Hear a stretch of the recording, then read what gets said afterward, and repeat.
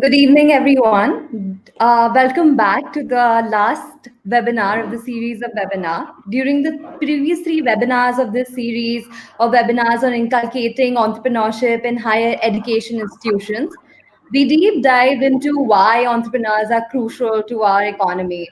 So, apart from job creation to meet the $5 trillion economy goal set by the Honorable Prime Minister Shri Narendra Modi, entrepreneurs are also key to reviving the economy in this post COVID world. While the first webinar of the series of webinar focused on picking up key practices from world's most innovative institutions on how Indian education institutions can perform better to nurture student entrepreneurs. In the second webinar we turned towards the stories of student entrepreneurs, and they gave us key insights on what key stakeholders, including the government, incubators, academic institutions, and investors, can do to nurture their spirits better. We had young student entrepreneurs with their journeys on how they establish world's top organizations, also inspire millions of young students around India. And finally, the third webinar saw representatives from world's top higher education institutions come together and brainstorm on how entrepreneurial education can be moved from offline to online in the current environment. Now, entrepreneurship in India has grown significantly, making India the third largest startup ecosystem in the world. Enabled by strong demographics and an open commercial culture, new company registrations have grown by leaps and bounds in the last couple of years. With an average age of 28, India's entrepreneurs rank amongst the youngest in the world. Indian economy has benefited from the country's accelerating startup activity. The 30,000 plus Department for Promotion of Industry and Internal Trade recognized startups have created over 3.8 lakh jobs. Many of these startups are beginning to spread their benefits beyond their traditional locations and into the regional economies. However, 90% of Indian startups fail within the first 3 years of establishment due to various reasons, including marketability, innovation, lack of experience, so on and so forth. Additionally, the onset and spread of COVID-19 has left very few people, if any, unaffected. It is almost certain that the way entrepreneurial businesses are affected today will have an impact on how entrepreneurship is perceived as a job choice for the future. Therefore, today with this webinar, we turn towards another important stakeholder of the startup ecosystem, which are corporate organizations, to understand how they view entrepreneurial experience and how each of their organizations are working towards fostering entrepreneurship inside and outside the organization. So today we have with us Ms. Mona Thangaraj. She's been in recruitment and HR for the past 2 decades, with experience across some of the world's most iconic organizations, including Google, Uber, Microsoft, Zomato, and now is the India head for talent acquisition for Group M. Welcome, Mona. We have with us Ms. Garima Babbar. Ms. Garima Babbar is the head of programs for education and skill development at Adobe. Prior to Adobe, she has spearheaded education and skill development initiatives as a lead for some of the largest organizations in the world, including KPMG United States, Microsoft, National Skill Development Corporation, and Tata Enterprise. And last, we have Mr. Sunil Shekhawat. The dental surgeon turned startup enthusiast is ahead of NASSCOM's 10,000 Startups initiative.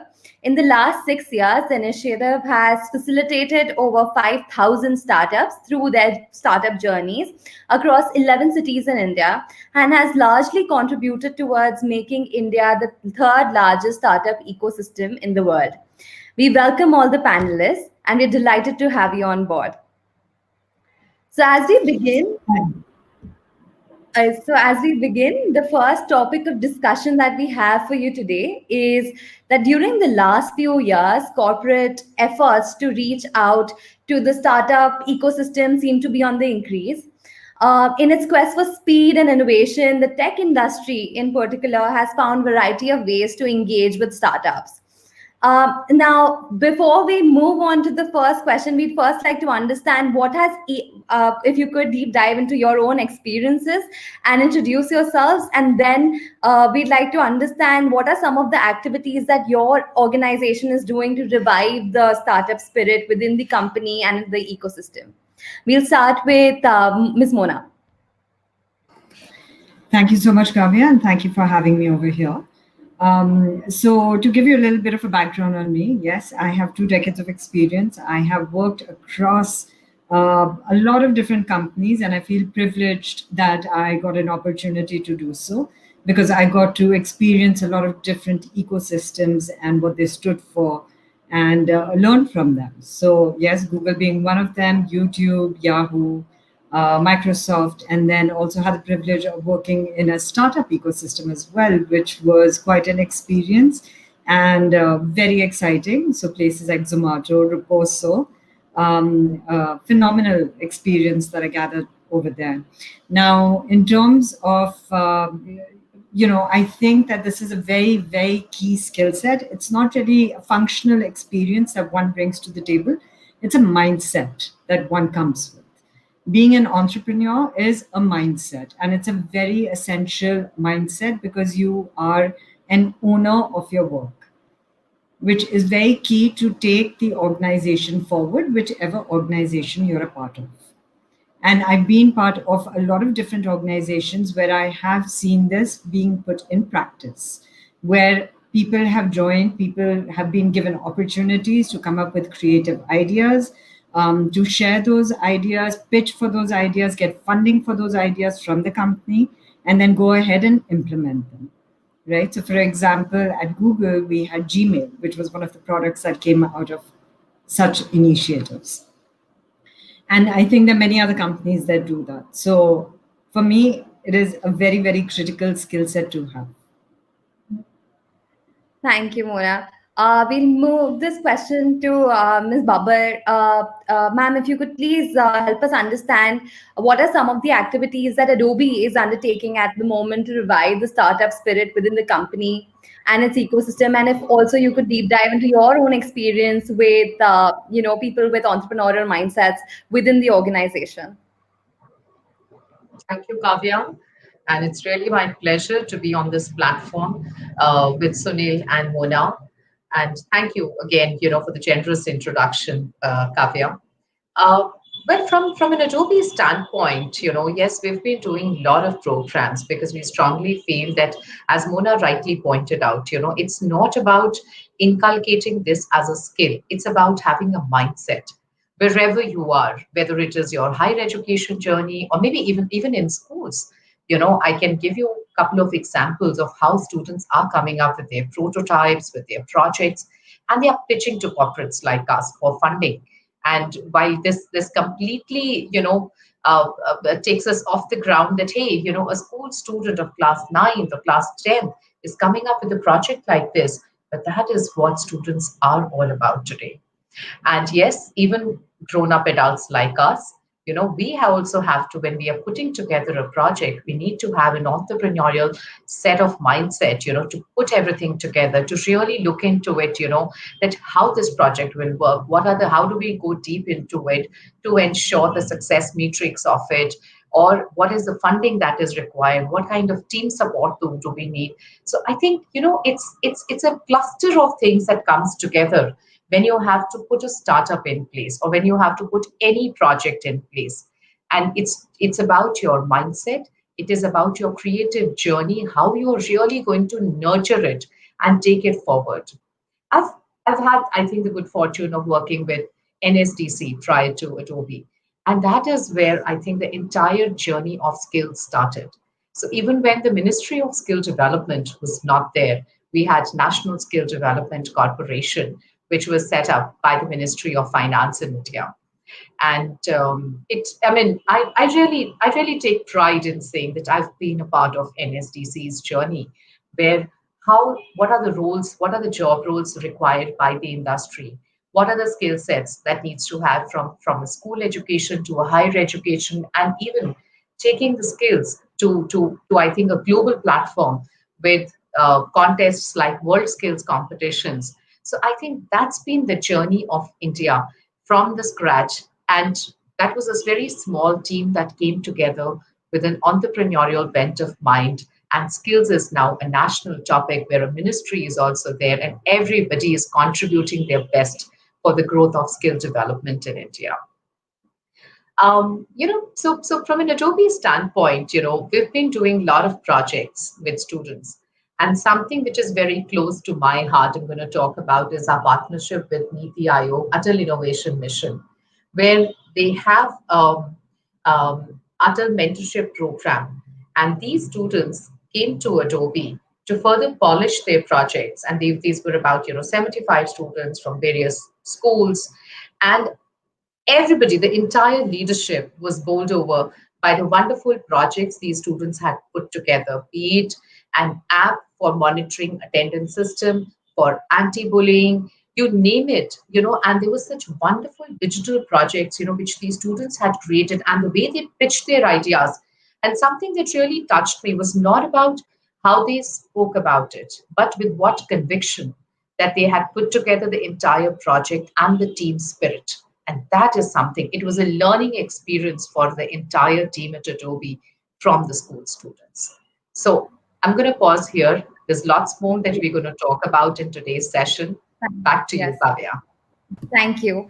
Sunil sir, I pass on the question to you. You've been associated with 10,000 startups by NASSCOM for a long time, and we would like to understand from you that, why and how did NASSCOM get into, became such a crucial part of the startup ecosystem? And why is it that so important for corporates to actually invest in the startup ecosystem of not just the organization itself, but also beyond that, and that the startup ecosystem of the nation? Yeah, thank you, Kavya, and thank you so much, Garima and Mona, for sharing your thoughts. And I'm so glad to hear. I'm a hardcore startup guy, so I call myself the dark sheep of NASSCOM, being a dentist working at a technology association company. Uh, so I'll start with a small introduction of myself. I've been a dental surgeon by education. Have worked with the West Bengal government for some time, and then very soon I realized not my cup of tea, and let's move on to something else which really excites me. From there, I did my MBA, and there I started my own startup in a SaaS. It was a SaaS platform, health tech, and that's how my technology and startup and IT journey started. For last 4 years, I have been with NASSCOM, the startup initiative of NASSCOM, which is all about promoting the emerging technologies and the startup community across India. Uh, Not just the startup community, but one of our prime objective is increasing the adoption of emerging tech and startup partnerships within the corporate community. And for that matter, we have a program also where we only work with larger corporates which are looking for partnerships with startups on multiple fronts.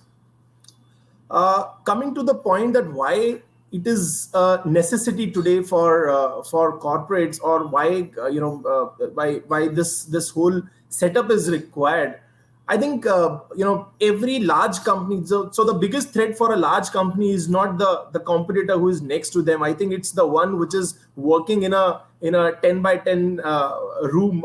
Those 5 or 6 folks who are working within those 10 by 10 room. You don't know where these guys will come from, and they'll create a solution which can compete you or which can beat your product anywhere in due course of time. So it's a FOMO which is now getting created within the larger corporate community, and everyone wants to tap into that product company in the earliest stage of their life, so that they can reap the larger benefit of these real innovations. And having said that, it's not that the only startups are doing the innovation part. The corporates also have got huge R&Ds, and a lot of internal projects happening. But the when a project fails, which is happening within a company, the cost of failure is so very high that if you compare it to a partnership with the startup which didn't work out in longer run, it's far lesser than, it's very very far lesser than what you could have faced if you have failed within your own project. So that way, I think it has become a must for all the dynamic and the larger corporate entities who are looking for having which are looking for continuing the leadership position in this in their industry, to have the right partnerships with the people who are coming up with solutions which can further optimize their journey. So I think that's where I would start this conversation.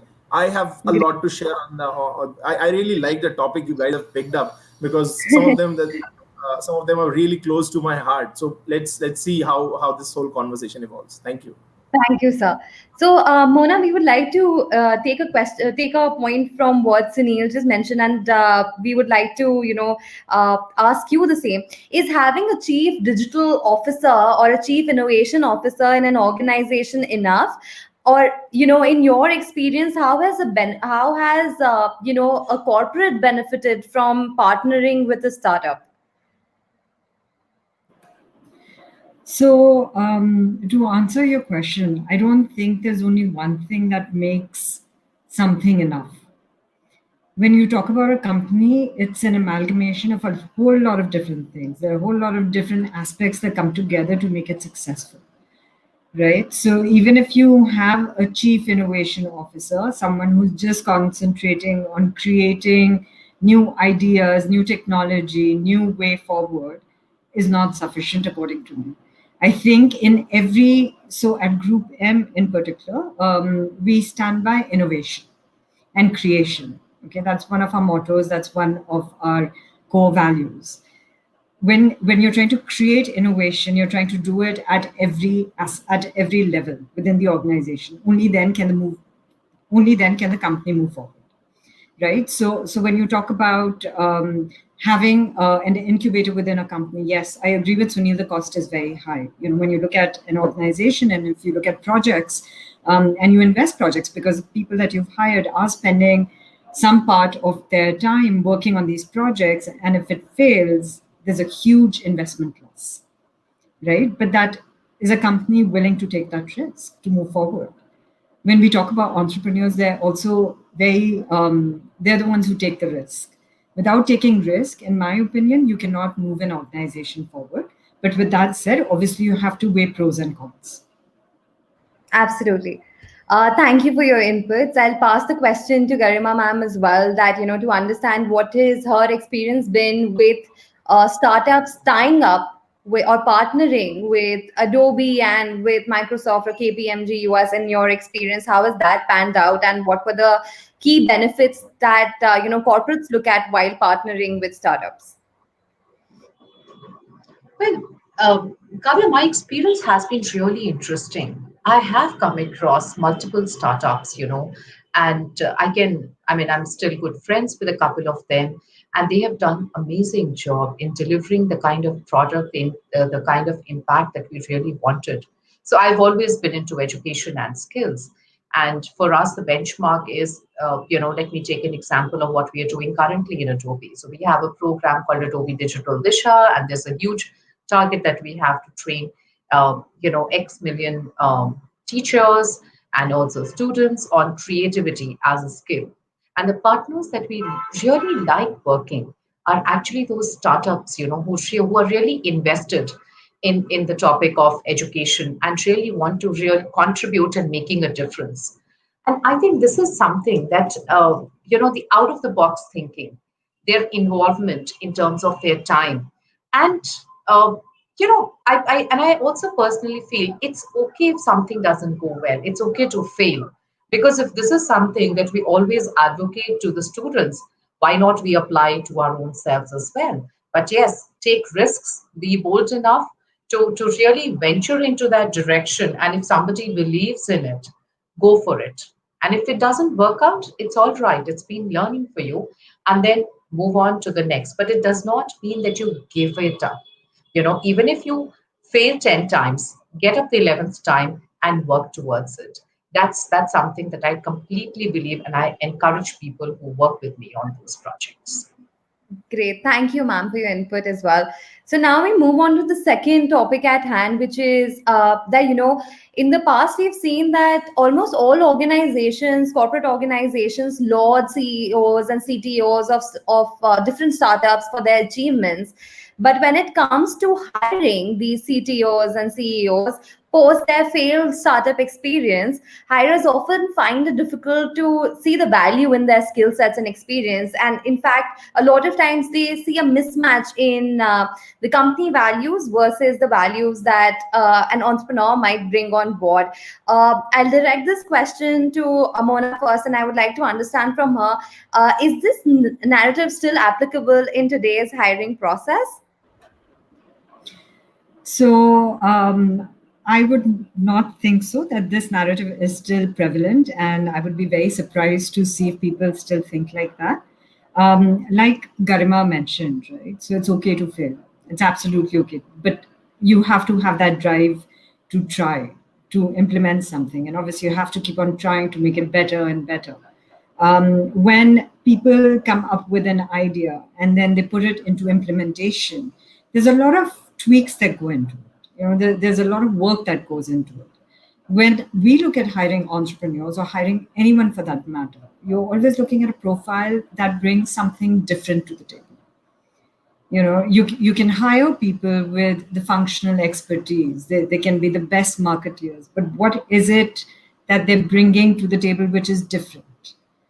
Do they have that different mindset? Are they able to?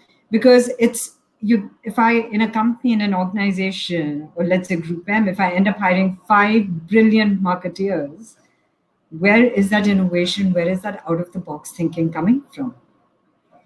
So in my mind, when I'm looking at people and when I'm putting a team together, some of the key things that I need to think of, that who are the doers and who are the thinkers. You cannot have a team only of doers. You cannot have a team only of thinkers. With an entrepreneur, luckily, what we get into the mix is someone who can do and think, because they're so hands-on. They're bootstrapped for money, and sometimes they end up doing things from A to Z, in an organization, in their own organization, because it's their own baby. So they're passionate about it. And that drive, that passion is what I'm looking for. So I would definitely not agree with the fact that if people are thinking like that, then I'm very, very surprised.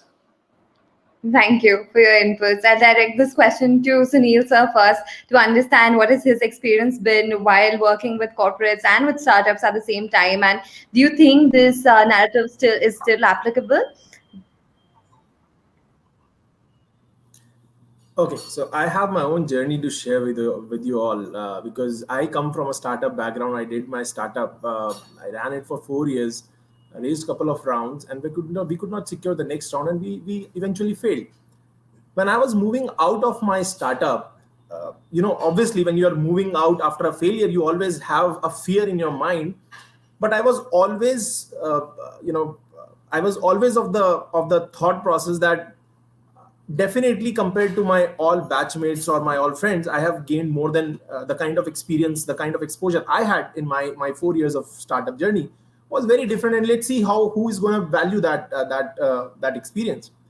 To my surprise, within 2 months, I had 4 offer letters with me. 4 offer letters to a guy who really failed in very first venture. And I opted to and this range from a startup, a early stage startup, a startup which is Series C funded, then a company which is say 100 million IRR, and then there is a company like NASCOM. So from a huge, the spectrum of companies looking for failed entrepreneurs is huge, because the kind of value, the kind of diversity, the kind of exposure, the kind of value you can bring onto the table is enormous. I cannot code, and that's not my thing. But obviously, I have the expertise of dealing with people who can code. I can manage those people. I can be a product manager at the same time. I can be a HR guy also, because I have been hiring for my startup. I have been handling my all accounts I have been handling all my term sheets, all my legal proceedings, all my marketing stuff. I have done everything. So the kind of the holistic experience you gain while you are a part of a startup is enormous. I mean, it's valued all across. So for anyone, that's what I keep preaching to my to our incubated guys. When we are getting into a startup, you don't need to fear about the failure.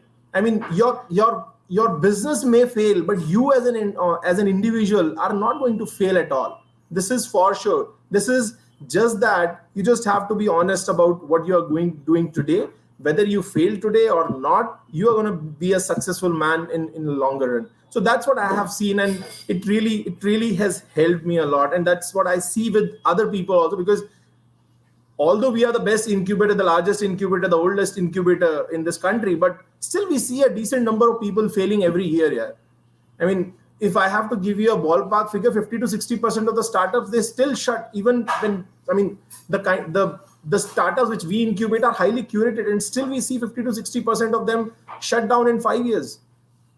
So what is happening to those 50 to 60% of the people? They are getting absorbed by the corporates, and trust me, at a very good at very good profiles, at very good remunerations. Everything is blessed to them. So my experience very much with what Mona said, the value of a guy who has failed from an entrepreneur journey is enormous, and you can't escape that.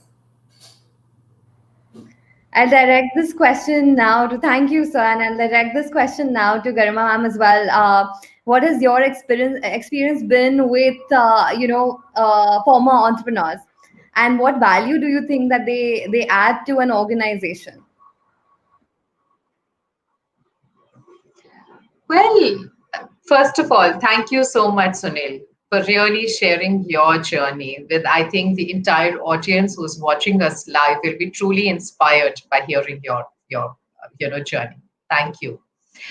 Well, more than entrepreneurs, Kavya, if you allow me to twist the question, back to my education field, how I look at students, you know, uh, this is something. While I'm a strong advocate of creativity in education, because this is not just something that because I work for Adobe I have to talk about it, but I truly believe in it, because that's a fundamental skill that everybody must have, whether you want to get into any kind of job or you want to pursue your own passion, be it any small business.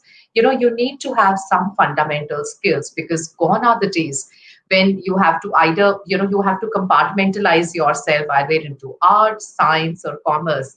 It's about, and now with the new education policy, you can choose between an engineering subject, you can have liberal arts, you can even pursue one of the subjects of business as well. And that's a truly holistic combination. I wish it was there when I was growing up and I had some knowledge about business, and I would have really excelled at my sales and whatever, which I know that I'm not good at.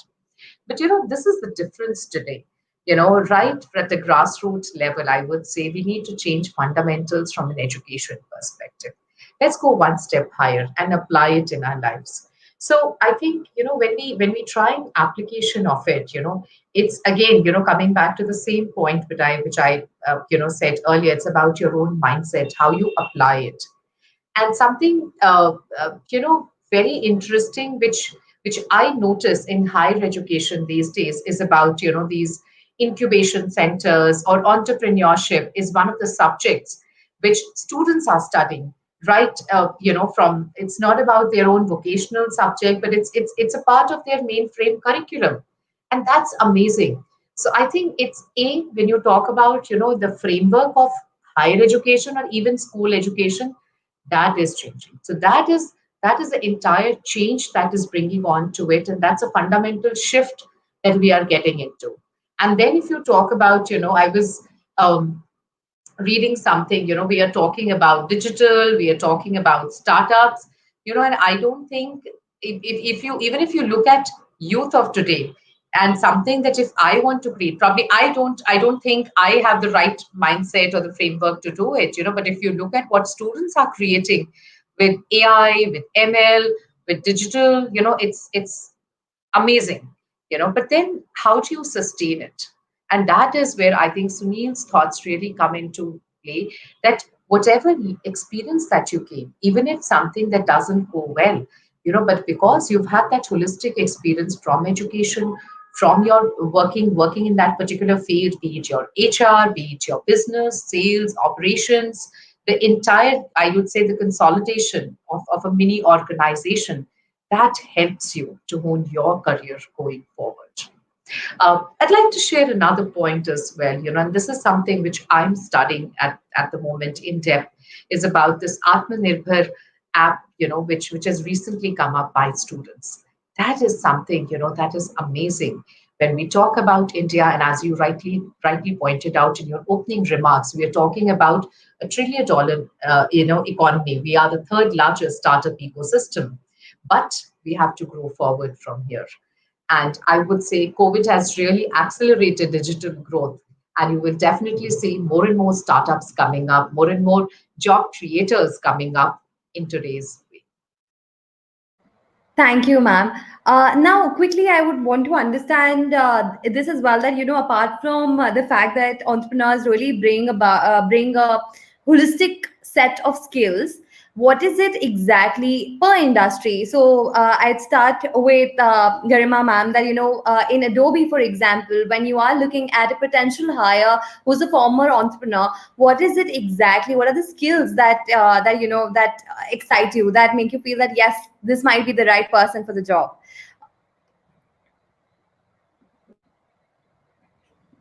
Somebody who's had that experience, that hands-on experience, definitely is an asset to the organization. So if I have to hire somebody for my team, I definitely see that as a plus point. That's how I would put it. But otherwise, also, if you look at it, entrepreneurship is not just about getting a job. It is about also performing in a job, and I think that's what makes all the difference. Great. I'll now move the question to Sunil sir as well. That what are the skills do you think that that organizations specifically look for in a former entrepreneur while hiring them? And with your experience as well, if you could sort of deep dive into it a little bit.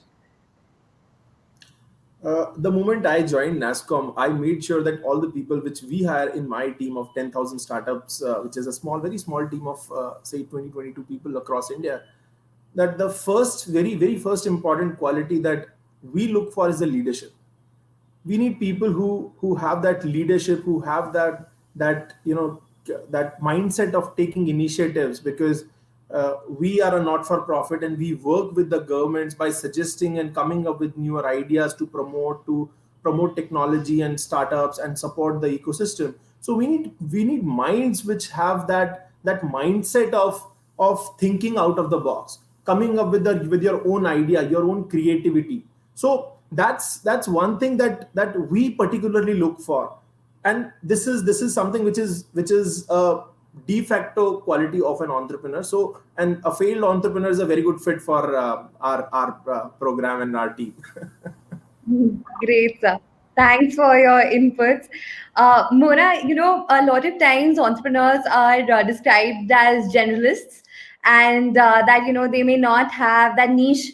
That most a lot of organizations look for that. But what are your opinions on this? That do you think what are the top qualities that you look for when you're hiring somebody who may be a former entrepreneur? So I completely agree with Garima and Sunil.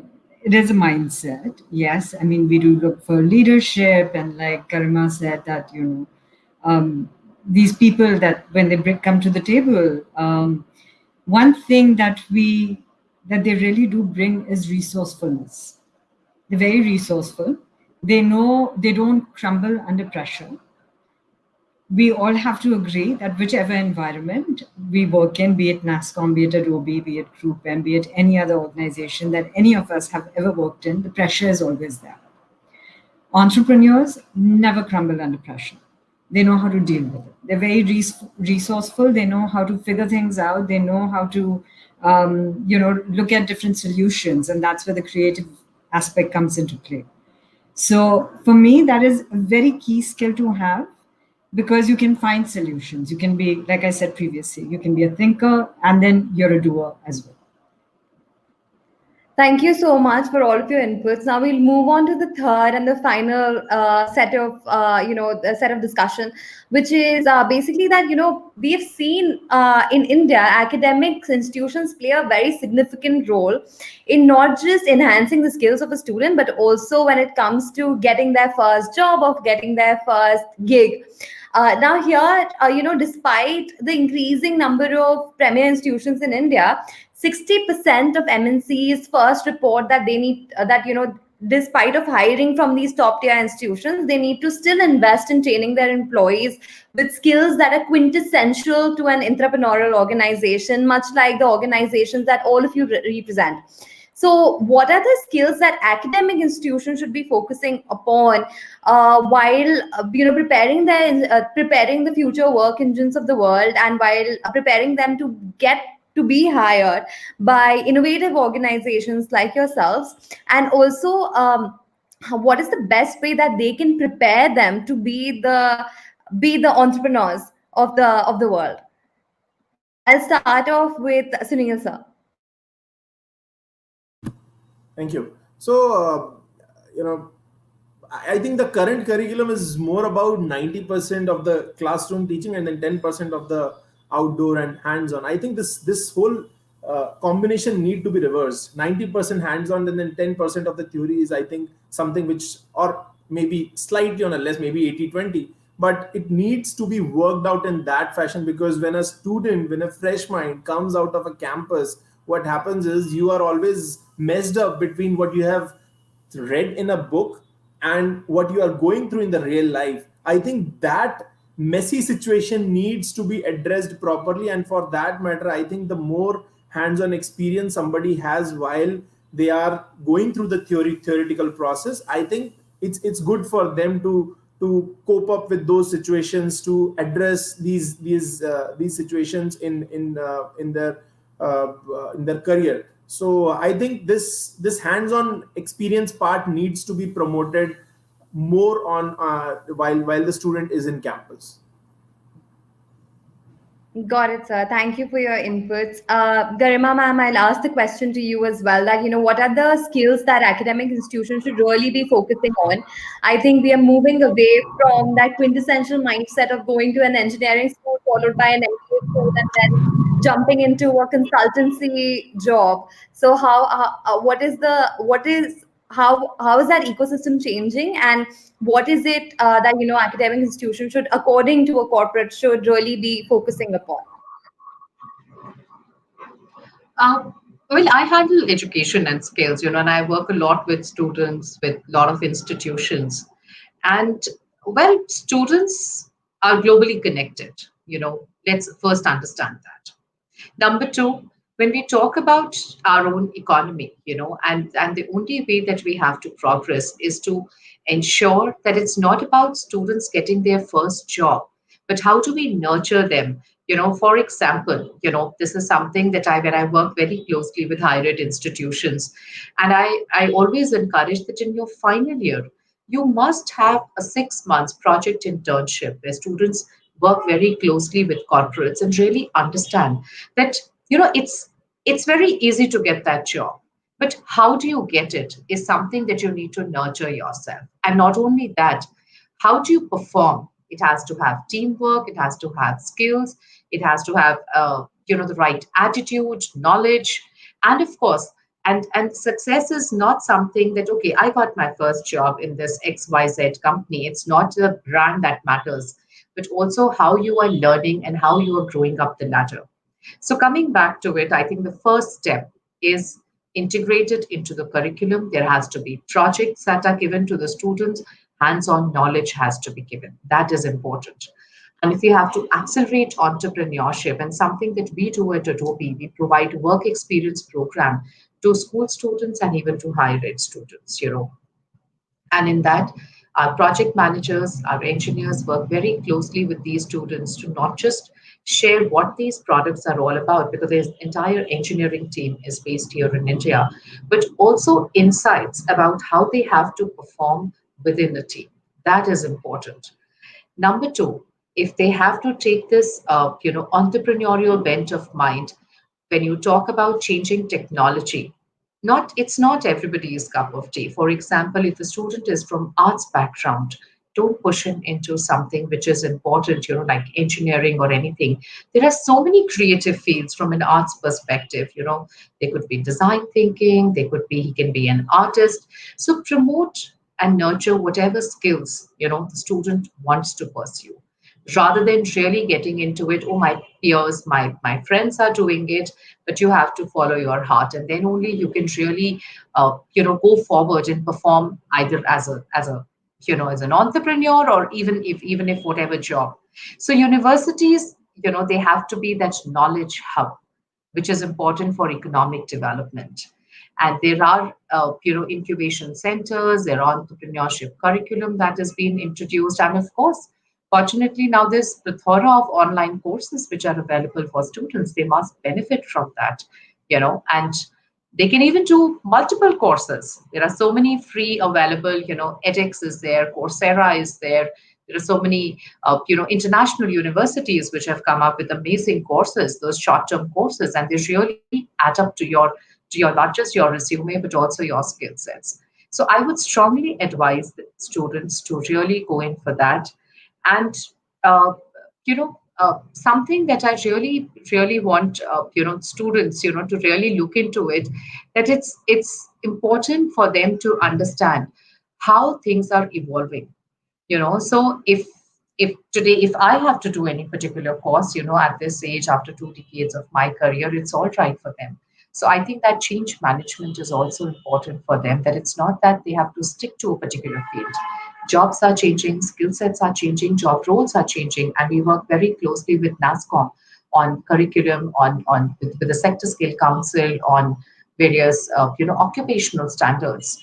And that is something, so that mindset has to be inculcated right from, I would say, their final year of college itself. And very recently, we launched a program, again, in partnership with NASCOM, was about uh, experience design. And again, there is a mindset that experience design is only for students who want to get into creative fields. But this is something that anybody and everybody, even a person, who's an IT engineer, can actually look into it. A web designer can actually understand what UX design is all about. So today, I would say, everything is changing, at such a rapid pace, and they're all interlinked with each other. So you cannot really compartmentalize that you have to be only in arts, science, or engineering. You can do whatever you want. At the end of the day, it's about, how do you really add value to what you're doing. Thank you, Garma ma'am, for sharing your inputs. Mona, I now pass the question to you that, premier Indian institutions, when they, a lot of times while advertising, that what is advertised is the fact that this is our average package, and these are the companies that come to our campuses. However, we believe that the narrative needs to be changed. What needs to be focused, what institutions need to be focusing on is how entrepreneurial and how innovative our students are. And I just wanted to understand from you as well that, what are the skills that, according to you, with your 2 decades of experience, what are the skills that academic institutions should really be focusing on, and to prepare the future workforce of the world? Absolutely. So I completely agree with Garima that we need to start thinking out of the box when we think about education, right? So the entrepreneur mindset starts from there, where you don't put yourself in a box and say, oh, I can only be an engineer, or I can only do arts, or I can do commerce, and that's it. That's my future, which is not true in today's day and age, as we have seen, and we are seeing a change. With every decade, with every generation, there is a change in what is required out there in the market, right? With that said, I personally believe that it needs to start from the school level, right? So there needs to be some changes that need to be made at the school level versus taking it all the way to an university level. That mindset needs to start coming into play. So, for example, it needs to be more project-based learning with amongst students, be it your 7th graders, 6th graders, 10th graders, where you give them projects. They create groups amongst each others. They do research on it, and then they present. Right. So that presentation skill is also very essential, because tomorrow when they become an entrepreneur, they will have to take their ideas and get funding. So they need to start learning these soft skills. How do they do that? It needs to start at a very young age. So I think those changes need to get incorporated. And then post that, they obviously need to, I think, like Garima mentioned, right? So all these universities have started providing incubators. And honestly, if I go to a campus today and I hire, I would be looking at the incubators versus looking at people who are coming out of their regular, streams of engineering or arts or commerce or whatever it may be, because that's where the innovation is. At Group M, for example, we have a program called Performance Rookies, where we hire engineers who might have done their engineering, but they might be very, very keen on doing marketing and maybe doing digital marketing. So why not? They have that mindset. They're bringing that kind of thought process, and they have a very data-centric mindset. So make use of it and make it more creative. So, it's all about, I think companies are willing to work together with universities, willing to work together with different kinds of talent, upskill them, as, Adobe is doing. They're doing some phenomenal work with NASCOM. And I'm pretty, taken aback with all the amazing projects that you guys are doing. And I think that's what it is. Every decade has new learnings.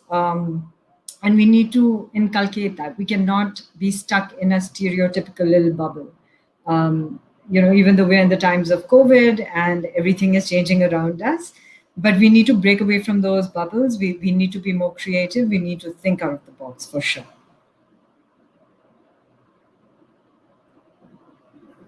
Great. Thank you so much, Mona, for your insightful input. I'd just ask, I'll start with Sunil sir, if he has any concluding remarks on this webinar, and then followed by Garima ma'am and then Mona. Please go ahead, sir. Okay. So I think assuming that the audience is largely from the universities and the university students, I have just one thing to ask you all. While you are in campus, this is the best time for you to try out something new, because the failure cost is very, very, very, very less. I started my first venture when I was studying. I was just in the second semester. I started because till the time I'm graduating, I have 3 years in hands, and 2-3 years in hands, and nobody is going to ask me even if I fail in those years. If it works out, definitely you have set up your career on the entrepreneur line. Otherwise, you have gained a lot of experience, which anyways a company for which you're going to sit for the placement is going to value. So this is the best time for any student to get into something of your own. And at the same time, from a college perspective, also from the college, from the academy, from the faculty side, also do get involved in ideation process, because these are very raw ideas. They have almost zero experience of the world outside. You with your understanding of the industry, you have that you are the first point of contact for that early idea, which can only screen that idea, whether it has got some potential or not, whether the idea has some feasibility or not. And if you find some value, so there are a lot of programs by the central government. Atal Innovation Mission is there, NASCOM is there, METI is doing a lot of stuff through TIDE schemes, AI, Atal Tinkering Labs are there. So many government initiatives are happening, which gives you plethora of mentors, industry mentors, financial mentors. So if you think there is something good happening in your campus, if you think that there is a student which has got some zeal to do something really great, you can reach out to any of these agencies, and I'm sure that all of these agencies work very much hand in hand. So you can pass on that benefit to your student, because we largely count on the industry, on the academic mentors as the first point of contact, because a student with an idea don't come to us directly, but we want that idea to be promoted more. So that's one place where we expect you guys to get more involved with the student ideation and the initial curation. So that's one request and my concluding remark. Thank you. Thank you, sir. Karima ma'am, I pass on the floor to you. Please do give us some of your concluding remarks. Well, I I look at students of today as leaders of tomorrow. So uh, my I know. I mean, I wish I was there in person to see who all are the participants, but I presume that largely they are from universities, and I'm hoping that some of them could be students as well. So while teachers and academic leaders do have a huge responsibility of honing and shaping skills of tomorrow, but I think the ownership of that lies with the students. Uh, my son is in final year, and I, of course, as a mother, my I always give him this advice that this is the best time that you have. You are home, you have, you know uh, internet with you, you have so many open learning opportunities. Invest your time, do a course, and do a lot of projects. And that's the same advice I'm going to give to all the students as well. Pick up any project that you believe in, put together your group, work for it, and when you believe in something, the environment will come together and you will see success in that. Try it out. And I'm sure if you put something together, and as Sunil, as Mona, as Kavya, everybody has pointed out, you believe in something and you have that entrepreneurial spirit in it, go for it. That's my only advice. Thank you, ma'am. Mona, I'll pass on the stage to you. Like, what are your final thoughts on what corporates can do better? What are your final thoughts on how students can perform better, and and what are the skills that in the end are required for the benefit of the economy? Absolutely. So, what corporates can do better, I think they can encourage a lot more entrepreneurial spirit within the organizations, and start thinking of different ways of taking their talent and creating something new, maybe creating a different arm, where which is just on, concentrated on innovation. In terms of what students can do better, or students can think about, is always believe that no idea is small. Whatever idea that you have, it's an idea. Go with it, run with it, do whatever is possible. Um, so I have a 16-year-old, and last summer he came up with an idea where he just wanted to create a platform where people can adopt dogs. So it would be a platform that crawls through all the dog adoptions. So it would be a cumulative dog adoption platform. Obviously, it didn't go through, but it was an idea, and no idea is small enough. So don't ever get discouraged. Keep going with it. Continue with it. Work on it. Don't give up, and always keep upskilling yourself. Don't think that if tomorrow you just want to be an engineer, you cannot learn any other skill. You can learn everything, and you can do anything. Like Garima mentioned during the conversation that when we were growing up, unfortunately, we did not have access to these kind of courses. And yes, she's absolutely right. We didn't have access to so much information. You do, and you should make use of it. Look at Sunil's story. I think that is very inspirational, and what Sunil has done with his life. So yes, don't ever think any idea is small.